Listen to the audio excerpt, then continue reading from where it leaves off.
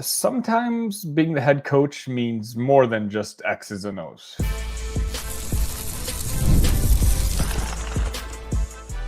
You are Locked On Illini, your daily podcast on the Illinois Fighting Illini. Part of the Locked On Podcast Network, your team every day. Welcome one, welcome all to a Friday evening edition of Locked On Illini. I apologize. I try to get these out sooner, but again, I'm still dealing with these allergies, so my voice is not going to get any better, and I promise you guys content every single day. So here I am with a new episode for you, which I'm pretty excited to talk about. But before we get all that started, make sure you hit that like button. Make sure you hit that subscribe button. If you haven't already, we're so close to 2,200. So incredibly close. I feel like we can do it by the end of this weekend. Thank you all so much for making us your first listen, by the way, each and every day. Again, I know normally I have these episodes out for you first thing in the morning. I just didn't work out with me today. Speaking of today, today's episode is brought to you by FanDuel. Right now, new FanDuel customers can get $150 in bonus bets if your first $5 bet wins. So on Friday, obviously, we're setting up for Duke against Illinois on Saturday night at Madison Square Garden. It's a game that all of us are excited for. Whether you're excited about what's going to happen on the court, that's up for discussion, of course. Duke is very good. Spoiler alert, the team that's ranked in the top 3 in the country is a very good basketball team. I was telling the Discord earlier today that I've been watching some Duke tape from the last couple of days, and Cooper Flagg is absolutely the real deal. This is the first time I really got to watch him, and I have no idea what the answer for Cooper is going to be. Especially with Morez gone. I know a lot of the other content creators and Illinois-based media was talking about Morez Johnson being the guy who would probably have the Cooper Flagg assignment. Now Morez is gone, and I simply don't know who's going to match up with them. But despite what happened on Saturday, it's good for the players. Okay, right? It's one of those experiences where I know I've been talking with some of you privately on the social medias. By the way, Locked On Illini, send me a message. Again, I love talking to my community. The fact that people pay attention to the show is amazing to me. And we're talking about how just despite the season being up and down, we don't know what these players are going to remember from this year. But one thing that these players are going to remember, and even the ones, like most of them, aren't going to play professionally, right?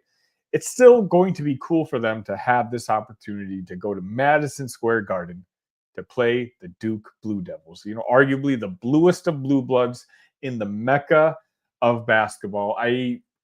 It's at times like this where I understand why Brad does this. Brad had a pregame press conference on Thursday, and he talked about a bunch of different topics, including this one, and including how he wants to have these primetime big matchups, non-conference every single year. And he thinks it's not only great exposure for the program, it's going to be watched by a lot of people on Saturday night. There's going to be a lot of potential lottery picks in that game at Madison Square Garden, but also because he thinks that it helps get the team ready for the type of atmosphere they need to be ready for in March. And so I don't think this is going to be the last time we see a game like this. Last year, Brad even mentioned that he noticed Gonzaga against Kentucky last year playing a very similar type of game in a similar time frame. And then he voiced his interest. They got in contact with Duke, and then essentially they both said yes. And the TV networks, of course, are always about money, and they got together and they figured it out. And here we are on Saturday, February 22, Illinois against Duke. And I will have a more in-depth preview for you hopefully Saturday morning, as long as this voice heals up. But today I wanted to talk about something else that caught my mind on that press conference. And it's something which I've talked about on the show, so my everydayers are going to be pretty familiar with what I'm about to say. And that's just talking about what could be perceived as kind of a leadership void when it comes to this basketball team. And, I talked about how I wanted Brad to voice his voice, go crazy, be old Brad, and voices frustrations at the ref. I think because I don't trust any of the players to really, I don't know who the leader on the team is besides Tommy, is who I mentioned before. And Brad kind of confirmed it in this press conference, which I'll get to in a second. And it was interesting to me. I think it was Joey Wagner, I want to give credit to who it was, who asked Brad the question about Dre Gibbs Lawhorn. In his press conference said, someone asked basically, were the practices, has something changed? And Dre Gibbs Lawhorn said, I guess you could say that. I mean, yeah, for sure. I'd say at the beginning of the season, we were too nice to each other. And then Joey asked Brad, and this is what Brad had to say. I thought this was very interesting. And this has to do with player-to-player accountability. A little bit. I thought Ben Humrichous was terrific the other night in timeouts and huddles. I think Kylan Boswell has been really good at that. I thought he was exceptional the other night. Draven is doing it in practice. That's where I continue to help Kasparis Jokishonis grow, is that piece. Kasparis' swag is a quiet swag.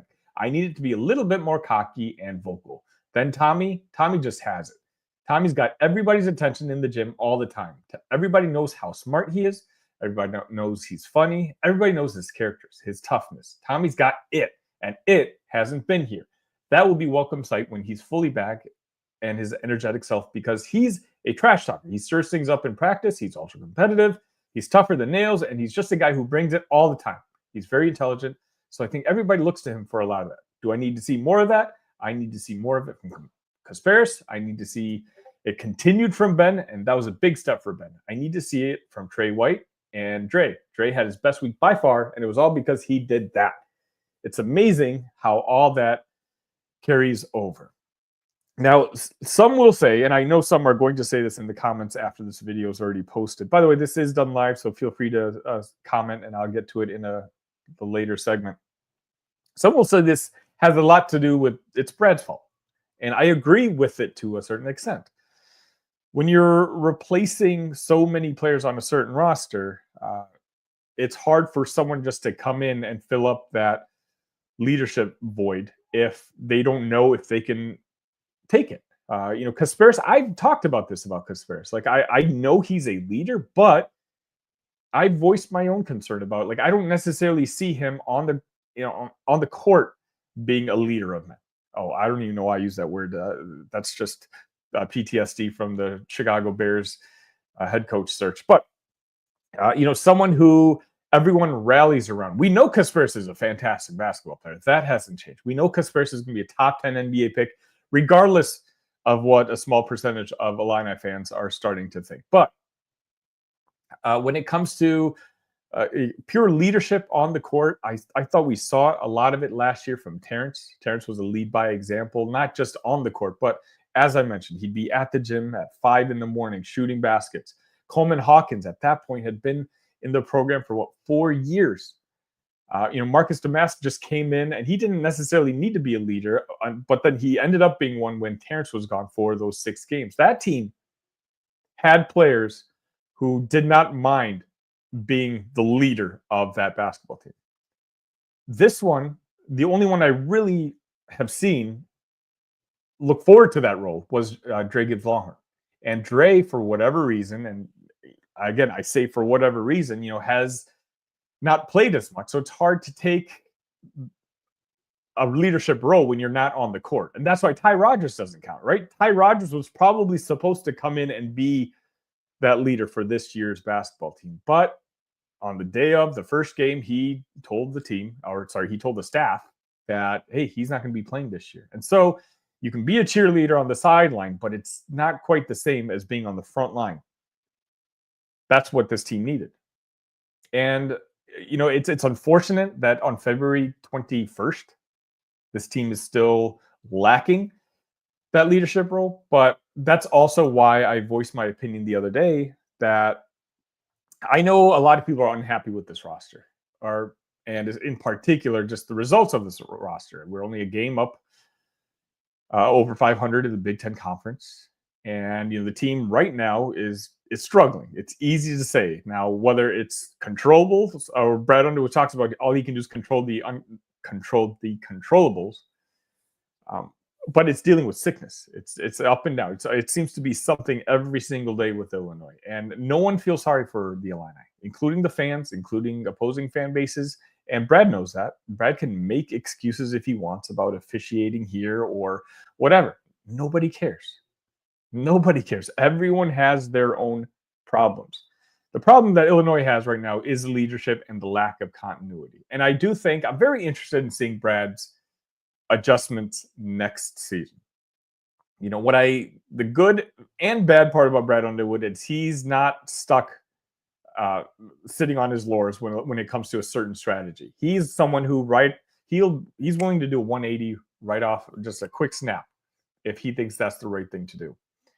And this year, we're replacing 10 guys. I already talked about next year. I can see maybe 3-4 guys for sure coming back. But outside that, I'm not so sure. So that's why I wonder, you know, a Ben Humrichous. You know, Brad specifically mentioned him 2 times in that press conference about his leadership roles. What does that mean for next year? Does that mean that, you know, he's going to be more open to inviting Ben back to next year's roster? Because we need leaders in that locker room. And again, I feel like it's natural for someone to feel more like they're capable of being a leader when they've been there before. And a guy like Ben, a guy like Drayvon, I mean, that's a kid who I hope plays 25 minutes the rest of the season, because I don't want to risk losing him. I genuinely do think he can be a leader on this basketball team. I think he's capable of doing it, not just with his voice, but you can see, and I say this all the time, he's one of the hardest working guys on that court. And I just want to say, this is not a Brad Underwood problem, because I know a lot of you think, you know, that I'm pointing at him. No, I'm not. In my opinion, the best coach in the entire industry, or at least in college basketball, voiced kind of similar concerns. Dan Hurley said this in a very recent press conference, or no, in an interview with SiriusXM.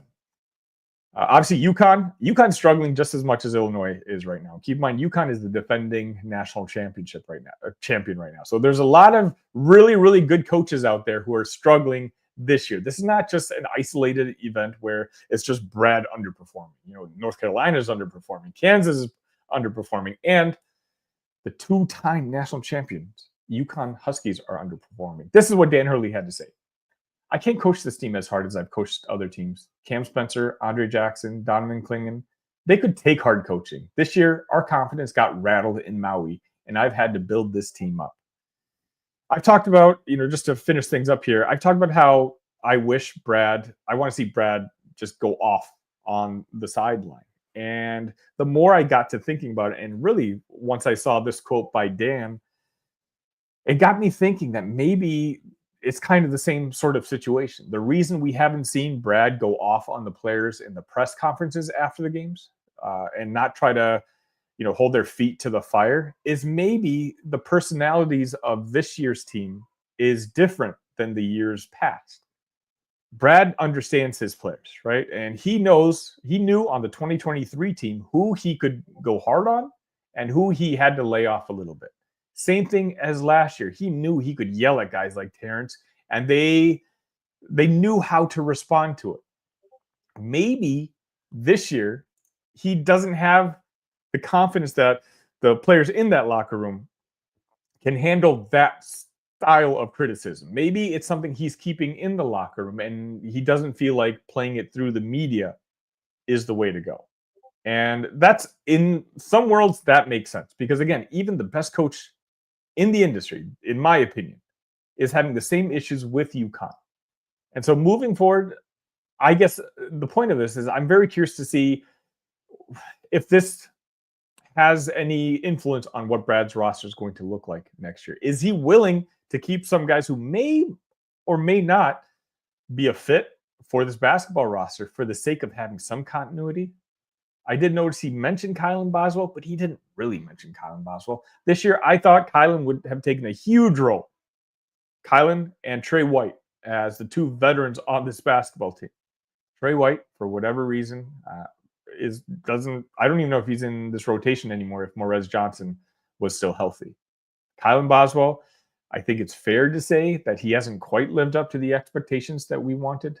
You know, he he was that junior year point guard that we were looking for to bring in to kind of play next to Kasparis. And in games wise, they balance each other out pretty well. But I don't know if Kylan is the vocal guy that Brad's looking for either.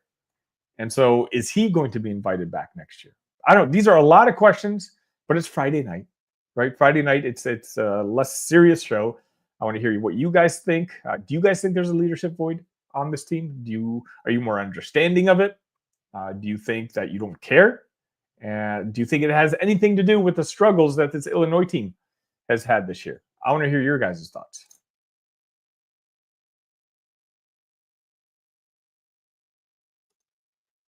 When the game tips off, the NBA action is just getting started, and there's no better place to get on it than FanDuel, America's #1 sportsbook. With FanDuel, you can place live bets throughout the game, so even if you miss the opening tip-off and want to bet on a fourth quarter comeback, you can stay in on the action. And if you're looking for a bigger payout, you can even combine your live bets into a same-game parlay. Right now, new FanDuel customers can get $150 in bonus bets if your first $5 bet wins. Just visit FanDuel.com to join today. That's FanDuel.com for your shot at $150 in bonus bets. Make every moment more with FanDuel, the official sports betting partner of the NBA.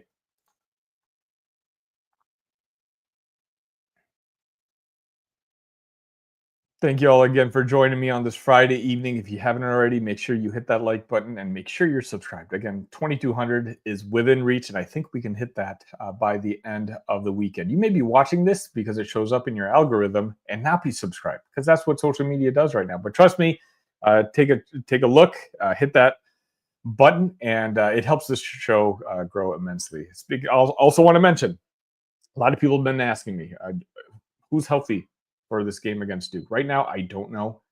Brad did say that Tommy is going to start practicing today, Friday. So hopefully he's going to be good to go against Duke on Saturday. We're going to need Tommy. I think Tommy could be a huge weapon against the Blue Devils. Duke opened up as a 10.5-point favorite. And I don't remember the last time Illinois was a double-digit underdog. But it should be a good game regardless. Please join the Discord. If you haven't already, if you use Discord, there's no reason not to. We've got Illini fans from all over the country talking Illini sports each and every day. Another article that came across my attention, which I thought was really interesting, was a CBS article talking about, the title is, Illinois is the latest state to move to exempt athletes NIL money from taxes. Do other students have a claim? Now, again, if you've watched this show 2 times or a dozen times or 2 dozen times, or you've been a day one listener, I do not talk politics. I purposely stay away from politics because I just think it breaks people's brains, and I don't need to. You guys deal with enough of that outside YouTube. So it's like, if you want your politics fix, you guys know where to seek it out. So I'm going to not discuss that part of what this potential bill can do. I know there's going to be agreements to it and there's going to be disagreements to it, but I just want to talk about the bill in general. And the Cliff Notes is essentially that the NIL money that players at Illinois schools will collect will be tax exempt, and not something that's going to be taxed. So that's all. They're joining Alabama and Georgia in this new bill. Right? They're basically trying to get this going. An Illinois state representative says, the reality is we're going to collect more tax revenue when Illinois football is successful. Again, I'm staying out of the politics portion of this. I do like that the state is being aggressive about it. The state of Missouri, I don't know if you guys know, obviously a huge rival of Illinois. Their government is making the job of winning football games and basketball games very easy for their university, their main university.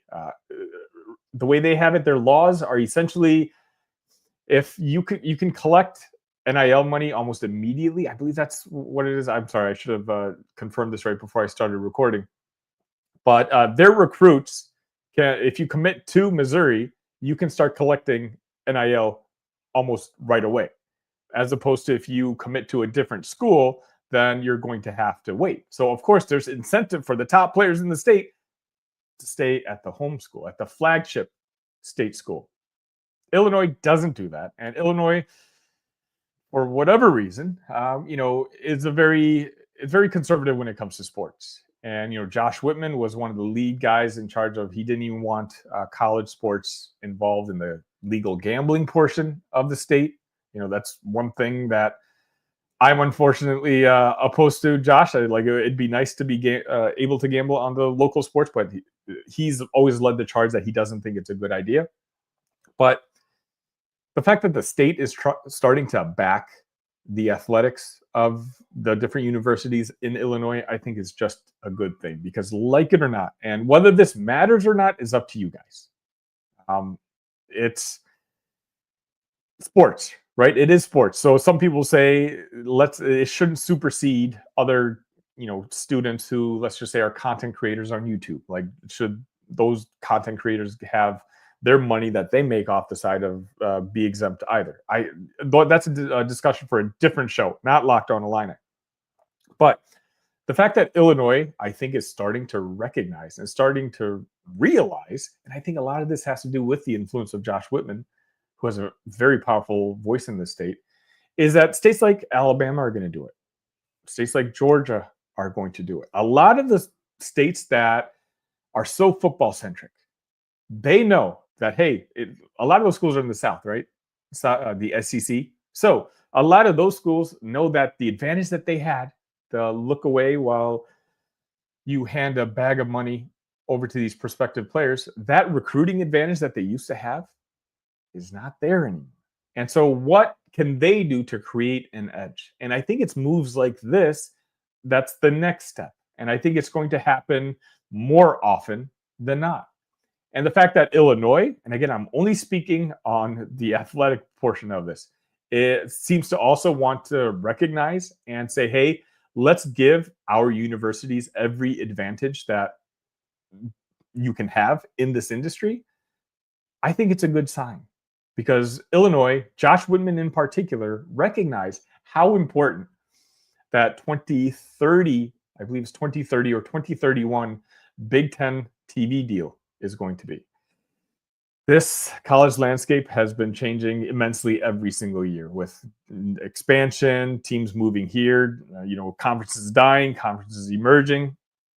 And Illinois right now just kind of seems to be in limbo. We're clearly not a brand name that conferences are going to be dying to have. We don't necessarily bring that much money with us yet. So in 2031, what Josh's job is to do right now is to make Illinois, the brand, as valuable as possible. And the way he does that is to make that football team, first and foremost, as successful as he can. Because, I know this is Illinois, this is Locked On Illini, and most of Illini fans are basketball first, football second. But doesn't matter. The rest of the world, the rest of the country doesn't care. It's football that matters first, second, and third, and then basketball. And then, honestly, the other sports just don't. But the main idea is to fix football. Get your football team to winning 8, 9, 10 games and in the national conversation every single year, so that 5, 6 years from now, when those conversations are being had, and hopefully nothing drastic happens. So hopefully the Big Ten continues to be the Big Ten. And, there's always that rumor about the Big Ten and SEC, the top teams joining a super league, et cetera, et cetera. Again, they're just rumors. I understand that. But remember, this is Friday night. Right? This is a more laid back. I'm trying to survive with my voice right now. It's just conversation that we're having. What matters is Illinois wants to be in that conversation. And, whatever advantage they can get, and I wouldn't even call it advantage if it's legal.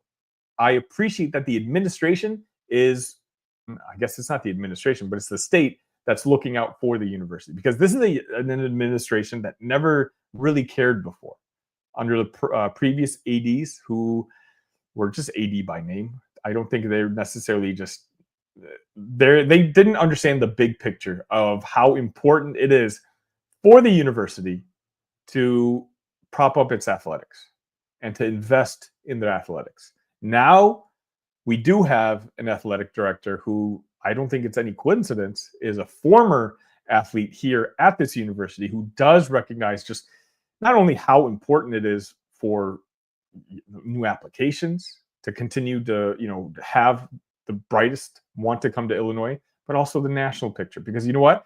Being in the highest setting in college football brings you money, brings you exposure. And that's what matters. If you're mired away, ask some of these ACC teams right now. Illinois is going to be making more money than Clemson, making more money than Florida State. All blue blood type of programs. Why? Because of the conference that they're in. Illinois wants to continue to be in that conversation. And the only way to do that is to make sure that you're looking out for your universities. And that's exactly what I think the state is going to do. The bill hasn't passed. I'm sure there's still time before we find a result of this, but still, I found this very interesting.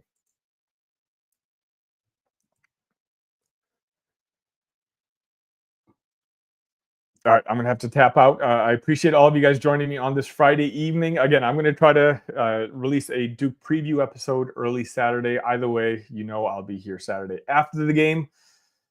10.5-point underdogs. Currently, we'll see how that ends up, or where that line ends up being. Right now, I'll be honest, if Tommy plays, maybe we cover the spread. If Tommy doesn't play, hammer Duke. They're just a very good basketball team. And right now, I don't think Illinois is at full strength. I think if Jake Davis is back, if Tommy's back, if this team is playing, it plays the way they're capable of playing, of course they can pull off an upset. And who knows? The way the season has been going, like, how shocked would you honestly be if Illinois ended up beating Duke at Madison Square Garden on Saturday night? That's just how the ebbs and flows of the season has been. It's been a roller coaster ride of a year. And I don't expect it. I'm not very optimistic about Saturday, but I can't wait to watch the game. I can't wait to see the orange and blue on Madison Square Garden floor. And just remember, the last time we played Duke, Illinois was up for all of, except for like 48 seconds. It was a blowout. Illinois blew out Duke, and who knows? Maybe we can do it again. Hit that like button on your way out. I appreciate each and every one of you. Again, join the Discord. I'll be having conversations all the time. And again, whatever social media you're on, just do a search for Locked On Illini. Say hello. I always try to respond back as quickly as I can. Just know I'm the one in charge of those accounts. So it's me that you're talking to. Until next time, ILL. Love you guys.